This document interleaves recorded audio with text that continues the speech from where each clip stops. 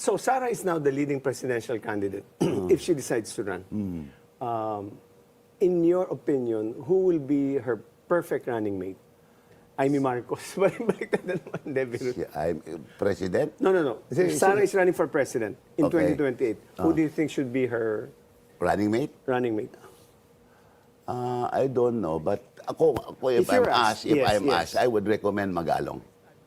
Benji Kasi Magano. regional Mindanao, okay. Mindanao, Luzon. It is a given fact na when it comes to Visayas and Mindanao, very popular yung mga Duterte. That's a given fact. Bisaya kasi. Oo nga, indisputable naman yun, di ba? And then there is this lingering sentiment na nakakalimutan nyo kasi kami.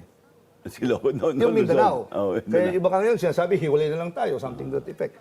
But in this particular instance, sabi nyo nga po si Magalong, sino pa Mayor Magalong, Manong Benji, sino pa nakikita nyo besides Magalong na pwedeng mag-Vice President under right from under a Sara Duterte campaign for President?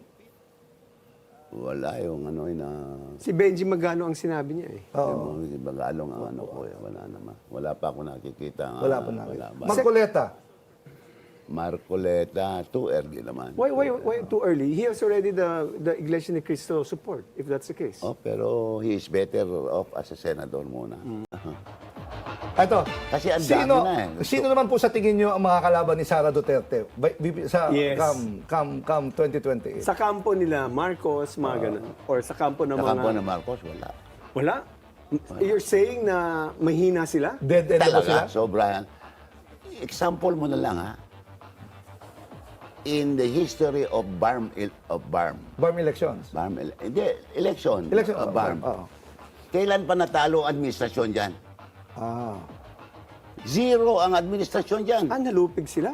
Yes! First time na matalo ang administration candidate sa BARM. Palagi yan every election, BARM administration. Ang kwento sa akin, Sec Pepot, these people in government, really, we're not listening to the ground sa BARM eh.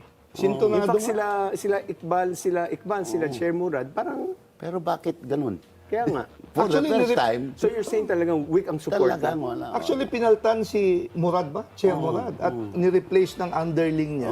Probably as a Pero result wala of that ba? election or even before the elections. Because Siguro of that ganun. election. Yun. Sec Pepot, are you now officially part of the opposition, and part of the war against Marcos? No, I'm not. I'm only anti-corruption. Anti-corruption.